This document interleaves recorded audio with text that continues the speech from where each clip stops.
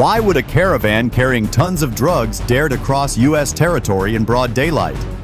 July 12, 2025, 11:12 a.m. In the scorching heat of the Arizona desert, a convoy of 19 armored trucks rumbled toward the border. Inside their reinforced compartments were more than 7.2 tons of drugs, a shipment worth more than $420 million, enough to poison millions of lives. Escorted by more than 80 armed gunmen, it was a display of arrogance, a broad-eyed challenge to America itself. But what the cartel believed was a safe route had been mapped out to the meter, tracked from the air, and sealed on the ground. For 7 days, America's most elite units waited silently, their trap hidden between cliffs and sand. And yet, even the most perfect plan nearly collapsed. One failure, one spark of doubt, and the entire ambush was on the brink of collapse. What happened next turned a canyon into a furnace, and left behind horrifying figures that 11:12 a.m., July 12, 2025. The southern Arizona desert shook beneath the relentless roar of engines. Through waves of heat, a steel serpent of 19 armored trucks tore across the sand, their black frames flashing in the merciless sun. This was no ordinary smuggling run. Packed inside reinforced compartments lay 7.2 tons of narcotics, enough poison to flood entire cities, enough profit to bring in over $420 million on the U.S. market. Every vehicle was fortified for war. The lead trucks carried 50 caliber machine guns, barrels sweeping side to side like predators marking their territory. In the cabins and flatbeds, over 80 gunmen sat with weapons slung across their chests, shouting into radios, convinced the road ahead had been cleared by their bosses in Mexico. The cartel's message was clear. They could roll openly, in daylight, on American soil, and nothing could stop them. But they were wrong. High above, invisible against the blazing sky, an MQ-9 Reaper drone loitered at 26,000 feet, watching every move. Its thermal sensors tracked each engine block glowing like fire, each brake light flicker, each radio transmission bouncing desperately across the desert. Every detail flowed back to the command center at Davis-Monthan Air Force Base, where 12 screens displayed a real-time 3D map of the kill zone. The convoy thought they were ghosts in the sand. In reality, they were already boxed in. Their speed, their spacing, even the weight of each load had been measured and logged to the second. To the cartel, the border was just ahead. To the Americans, it was already sealed shut. They weren't crossing into safety. They were driving into a canyon chosen with surgical precision, where every escape route was gone before the first tire touched the dirt. What do you think about the cartel convoy's reckless move? Leave your thoughts below. For 7 days prior, SEAL reconnaissance teams crawled the canyon ridges, marking firing positions with infrared paint only visible through special optics. Beneath the sand, M18A1 Claymore mines were buried in staggered layers, their firing wires snaked to hidden positions above. Seismic sensors were planted to register every vibration of the cartel's engines. By the time the convoy entered, the canyon was a cage, 600 meters long, 40 meters high, and only wide enough for 2 trucks to pass. Above, an AC-130J Ghost Rider circled silently, its 30mm and 105mm cannons already locked, flares and laser-guided rounds waiting in their chambers. On the ridges, 160 SEAL operators lay prone, rifles steadied, scopes glowing green in the Arizona heat. Every detail had been calculated: the choke point, the timing, the angles of fire. And then, the plan nearly collapsed. At 11:23 a.m., as the first 3 trucks rolled past the seismic line, one of the Claymore circuits failed to arm. On a UAV feed, a red warning flashed across the command center screens. Simultaneously, a gunman in the second truck spotted an unnatural glint on the cliff face, sunlight bouncing off a suppressed barrel. His voice cracked over the radio, shouting in Spanish. For a split second, everything hung by a thread. If the alarm spread, 19 vehicles and more than 80 armed men would open fire into the canyon, pinning the SEALs in their own trap. One operator, inches from the faulty detonator, crawled forward under the scorching sun. With steady hands, he reconnected the line, forcing the circuit live just seconds before the cartel's suspicions hardened. The glint faded. The warning vanished. The box was sealed once again. The kill zone held. Support the channel with a subscription and keep watching to see the ambush begin. 11:29 a.m. The canyon swallowed the convoy whole. One by one, all 19 armored vehicles slithered into the narrow throat of rock, steel tracks grinding against gravel. On the command screen at Davis-Monthan, red dots lined up in perfect formation, the serpent trapped inside its box. Hold. Hold. Now. The first blast ripped the silence apart. M18A1 Claymore mines erupted in a thunderclap, spewing thousands of steel balls across the lead trucks. Tires shredded instantly. Windshields burst. Two gunners manning 50 caliber machine guns were torn from their mounts, bodies flung like ragdolls into the dust. The echoes still rolled when the night sky weapon of choice, flown here in daylight, struck. From 10,000 feet above, the AC-130J Ghost Rider unleashed its 30mm Bushmaster cannon. Tracer rounds streaked down like molten rain, puncturing armor, shattering cabins, turning steel into flame. Chaos. Cartel gunmen scrambled from truck beds, some firing blindly into the cliffs. Others dived into dry ditches, choking on smoke and dust. But the canyon walls erupted with answering fire. 160 SEAL operators opened up in perfect unison. M4A1 rifles cracked with suppressed precision.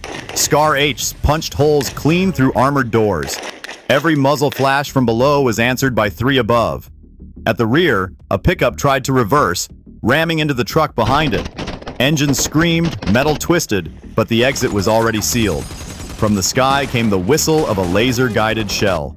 It slammed into the mid-convoy weapons carrier, igniting its cargo in a single violent chain reaction. The blast tore through the canyon, consuming 3 vehicles at once. Flames leapt 40 feet, heat scorching the very rock, forcing SEALs to duck deeper into their firing alcoves. A small squad of gunmen rallied, dragging an RPG-7 launcher onto the roof of a Ford.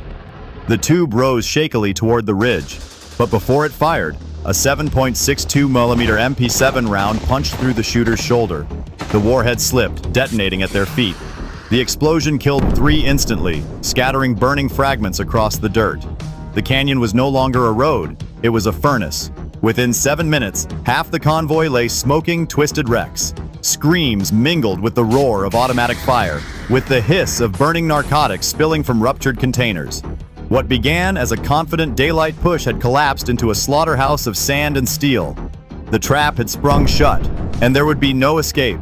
The battle is getting fiercer. Stay tuned to see what happens next. 11:36 a.m. The canyon had become a killing ground.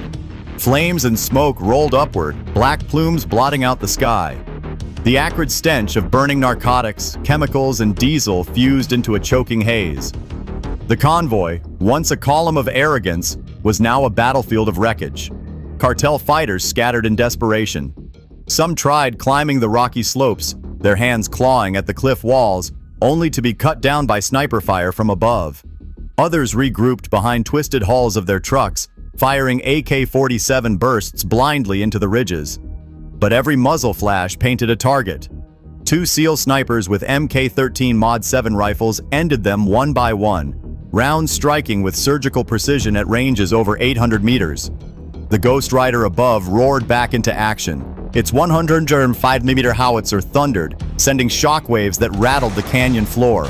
A single shell reduced a Cartel command truck to a crater of fire, killing at least 9 men in seconds. The gunship shifted instantly, spitting bursts from its 30mm cannon to pin down scattered survivors. By now, 12 of the 19 vehicles were either burning or immobilized. Steel twisted, rubber shredded, glass shards littered the dirt like ice. The air temperature near the wrecks spiked past 1200 degrees Fahrenheit, forcing Cartel gunmen to abandon cover and sprint into open ground. None made it more than a dozen steps. In the chaos, one Cartel lieutenant attempted a breakout. He jumped into a Ford Raptor near the convoy's middle, slammed the accelerator, and rammed through wreckage. The vehicle clawed forward, dragging flames in its wake. For a moment, it seemed he might punch through.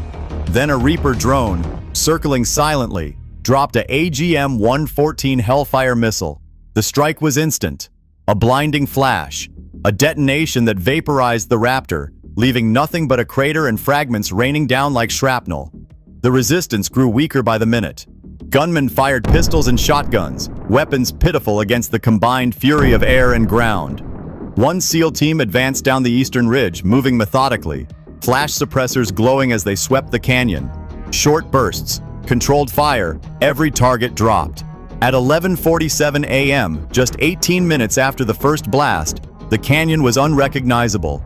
Of the original force, over 40 cartel fighters already lay dead, their bodies strewn among burning hulks. 6 more vehicles exploded in secondary detonations, narcotics igniting into toxic fireballs that turned sand into glass. The battle had become a massacre. The steel serpent that had once thundered with confidence was now reduced to charred skeletons of trucks, scattered limbs, and clouds of black smoke. The Americans had turned the canyon into a furnace, and the cartel into ash. 12:02 p.m. The desert fell quiet. The last burst of gunfire faded into the smoke, leaving only the crackle of burning steel. The canyon floor, once alive with the roar of 19 armored trucks, now resembled a graveyard of twisted hulks. Flames licked at shattered cabins. Pools of melted rubber seeped into the dirt.